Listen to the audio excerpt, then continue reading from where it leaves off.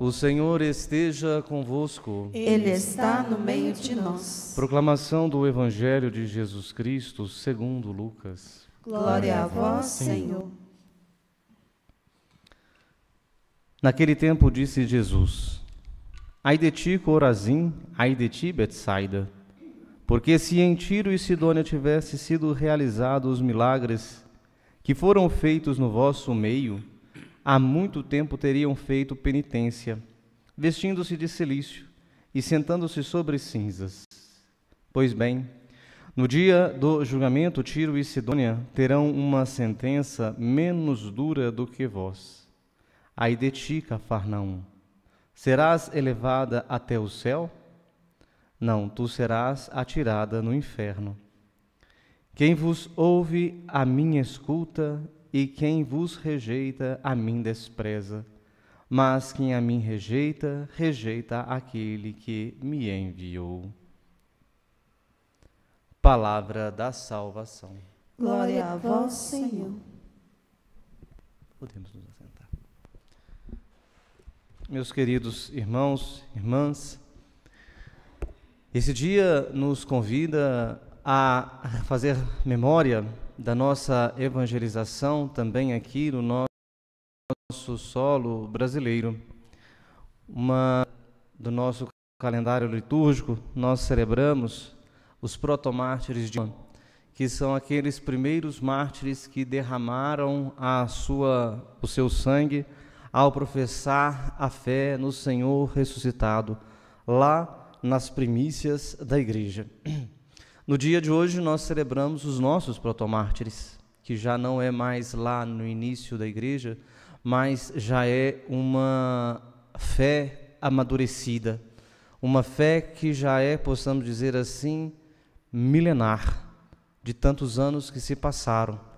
Mas ambos são também os protomártires. Protomártires são os primeiros mártires de uma terra, no caso, no dia de hoje, aqui do Brasil. Não apenas 1, 2, 3, não, mas uma grande comunidade que, inclusive, em nome de pessoas que ficaram até mesmo desconhecidos, porque não conseguiu recuperar o nome delas, estão inclusas nesta celebração no dia de hoje. Um embate difícil na evangelização, onde esses nossos irmãos foram, assim, martirizados por outros também cristãos, calvinistas. E isso marca para nós uma espécie de um sentimento que está, assim, envolvido à palavra de Deus, que é um sentimento de lamentação. Não é engraçado como a gente vê a palavra de Deus no dia de hoje?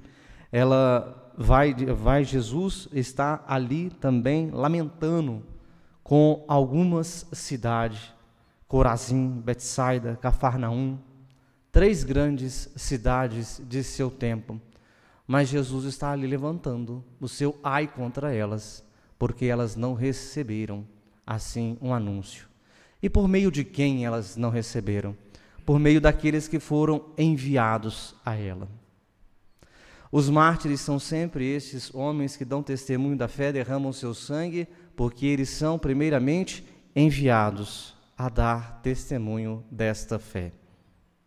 Quando Jesus, no final do Evangelho, vai dizer no dia de hoje: quem vos escuta, a mim escuta, quem vos rejeita, a mim despreza, Jesus está ali dizendo para os discípulos que estão sendo enviados. E é isso que deixa o coração de Jesus preocupado, porque Jesus envia os seus, mas muitos não assim o aceitam, muitos assim rejeitam. E o Senhor vai dizer: se rejeitam a eles, rejeitam a mim e rejeitam aquele também que me enviou. Queridos, primeiro a gente tem uma reflexão aqui, que a gente tem uma grande responsabilidade com a palavra de Deus, não é? Se somos enviados para pregar a palavra de Deus, se somos enviados a dar testemunho da palavra de Deus, é sinal que o nosso coração, de algum modo, a gente ficou entranhado com essa ação que Deus realizou por meio de Jesus Cristo.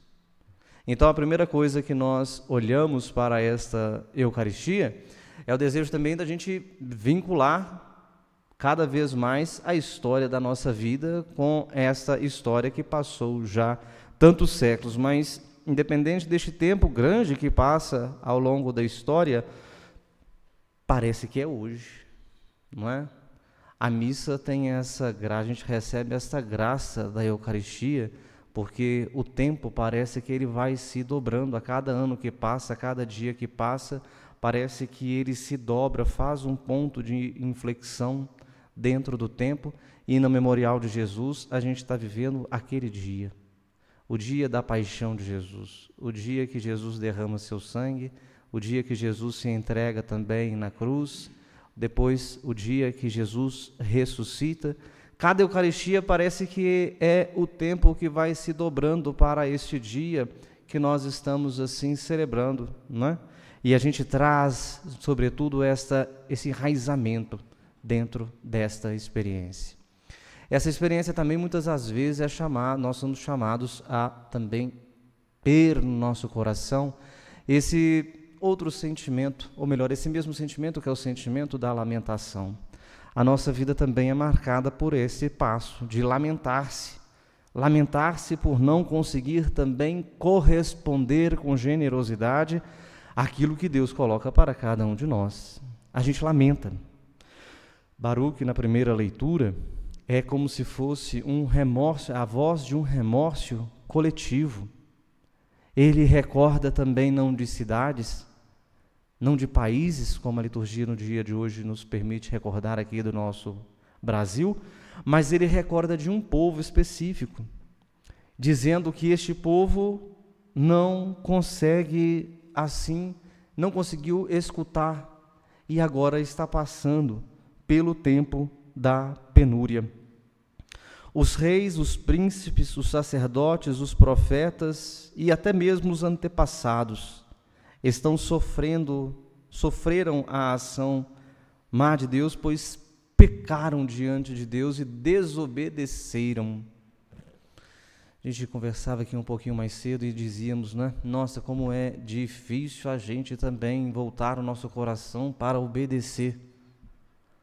Obedecer não é simplesmente uma palavra que a gente escuta com a sensibilidade dos nossos ouvidos e que a gente começa a distinguir sons ou distinguir palavras e repetir uma palavra. Não, o obedecer aqui é um sentido profundo, é um sentido que a gente pede a Deus essa graça de que o nosso coração livre possa crescer, possa amadurecer, possa inclusive morrer, para que coisas novas possam assim surgir. Os mártires são o sangue dos mártires, diz a Igreja, que é este semear da fé. É como o trigo que cai, morre, para que possa assim dar frutos. Essa experiência de Baruque nessa lamentação do seu povo, que mesmo reconhecendo que lá naquele tempo Deus o acompanhou, libertou eles do Egito, conduziu a uma nova terra, entregou para eles um novo modo de vida, algo que nem eles cultivaram, plantaram, construíram, eles desprezaram ali tudo. E a gente também serve de chamada de atenção para nós também.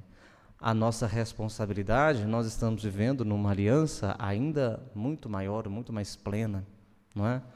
O nosso objetivo, o nosso horizonte é, sobretudo, esta morada eterna em que a gente é chamado a direcionar o nosso coração para isso.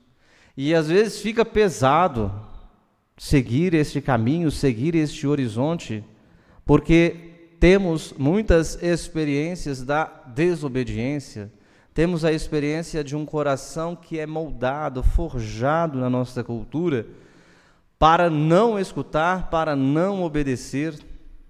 Obedecer parece ser uma palavra violenta.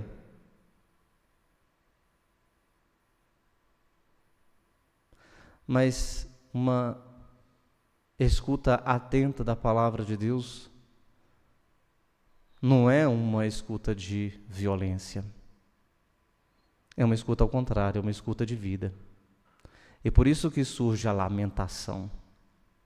A lamentação surge porque é uma palavra de vida que não é escutada.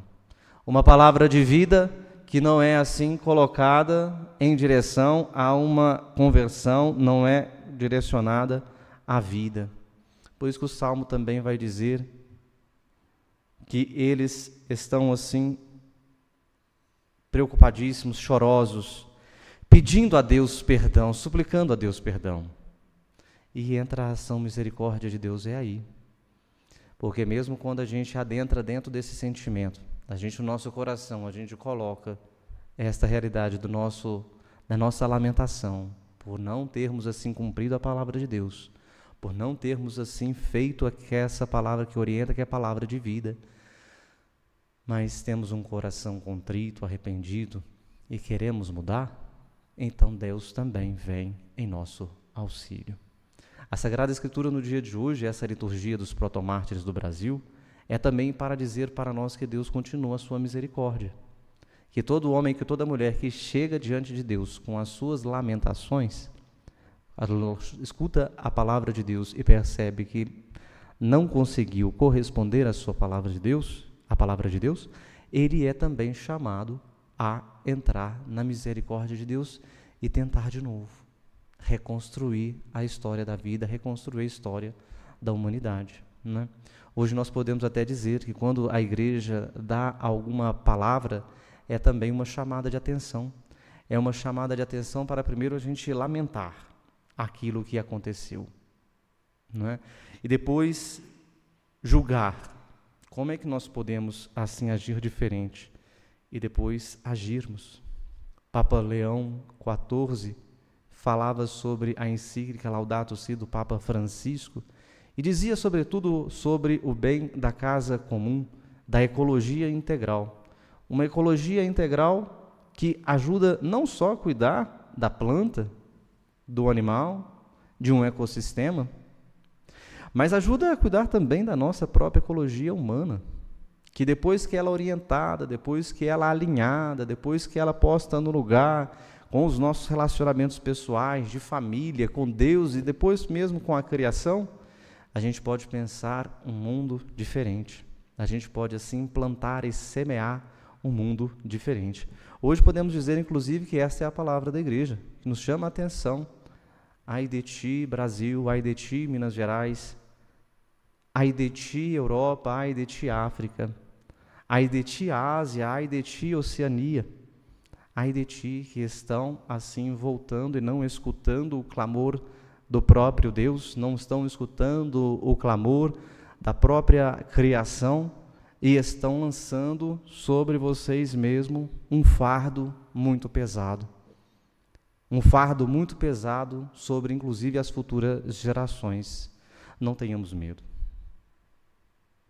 Enfrentemos com tranquilidade, mas também com urgência, dando testemunho daquilo que também nós devemos fazer, porque cuidar é também um modo de testemunhar a fé. Quero colocar nesta Eucaristia esses primeiros mártires, quero colocar também nesta Eucaristia o pedido real de nosso perdão, porque também o nosso coração, com as suas lamentações, é chamado a se aproximar de Deus e suplicar a Ele o seu perdão, suplicar também a reconciliação que vai desta palavra do Papa Leão XIV, recordando Francisco, recordar sobretudo da pedido de reconciliação com o nosso coração que também se lamenta, não é? E recordar, sobretudo, as nossas infidelidades com esta aliança que Deus fez conosco, que nos chama, nos atrai a fazer esse caminho de conversão na nossa vida pessoal.